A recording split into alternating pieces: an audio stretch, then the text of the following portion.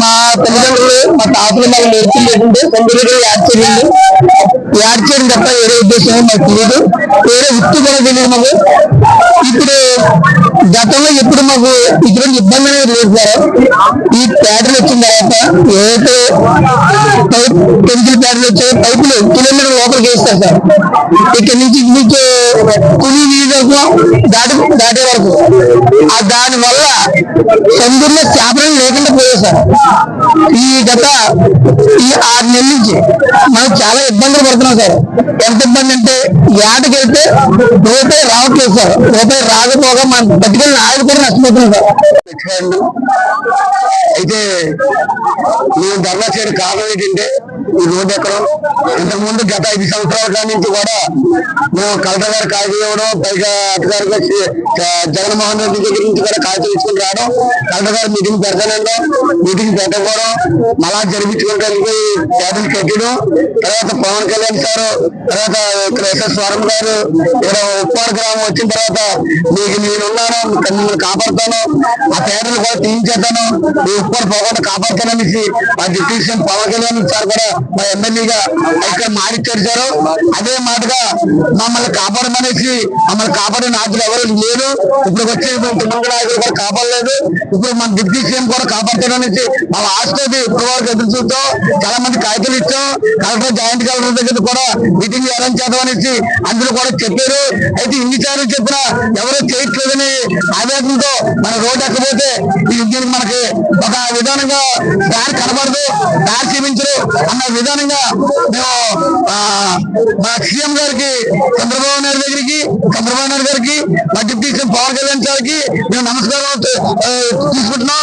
మా ప్రజలందరినీ వ్యక్తిగత ప్రజలందరినీ కాపాడుతారనేసి మేము కోరుకుంటున్నాం.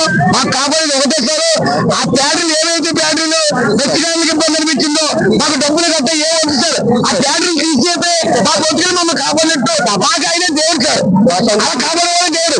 2 సంవత్సరాలు పెట్టి ఆ 2 ఫ్యాక్టరీ నియమించిన తర్వాత మా మత్స్య ఆ వాటర్ మా సముద్రంలో కలిసిపోయి ఇప్పుడు 100 కిలోమీటర్లు వెళ్ళినా మాకు చేపలు దొరకలేదండి. 6 నెలలు పెట్టి 2 బోట్లు కానీ, ఎరగల చెప్పలు కానీ, రకరకాల బోట్లన్నీ వ్యాపారాలన్నీ ఎవరితో రూపాయి పాటలేదండి. లక్షలు అప్పుడైపోయి ఇప్పుడు మత్స్యకారులందరూ ఏం చేయాలన్నది రోడ్డును పడిపోయి అడుక్కోవాలన్న పద్ధతి వచ్చేసిందండి మాకు.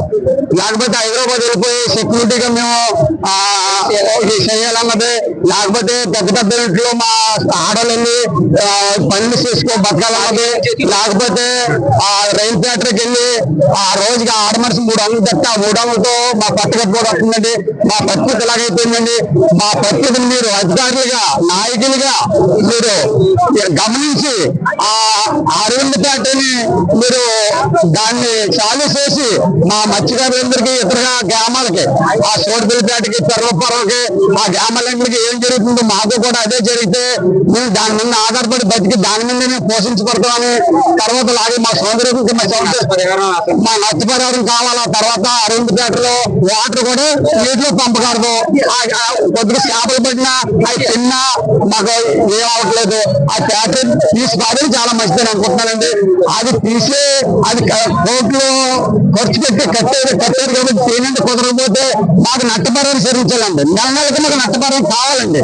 మా మత్స్యకారులు అలా ఉంటేనే మేము బతకైతే తర్వాత మా వెనకాల మా పిల్లలు చదువుకుంటున్నారంటే ఆ ఫ్యాక్టరీలో మాకు ఉద్యోగాలు కావాలి. ఎక్కడి నుండి వచ్చి కారు నుంచి వచ్చి వాళ్ళు జాబ్ చేయడం కాదు, మా ఏరియాలో ఫ్యాక్టరీ కట్టి మా ఏరియాలోనే మేము మా పిల్లలు జాబ్ చేసి మా పిల్లలు ఏమో అక్కడక్కడ చిన్న వ్యాపారాలు ఆటోలు కొనుక్కొని, డిగ్రీ చదువుకొని ఆటోలు కొనుక్కొని ఇలాంటి పరిస్థితులు ఉపయోగిస్తూ ఉంటే ఎక్కడి నుండి వచ్చి ఇక్కడ ఫ్యాక్టరీ కట్టి ఎవడో వచ్చి అక్కడ ఇక్కడ జాబ్ చేస్తే మాకున్న విలువ ఏంటి, మాకు వేల ఏంటంటే మా పొట్ట గట్టలేదండి. మేము చాలా ఇబ్బంది పడిపోతున్నాం అండి.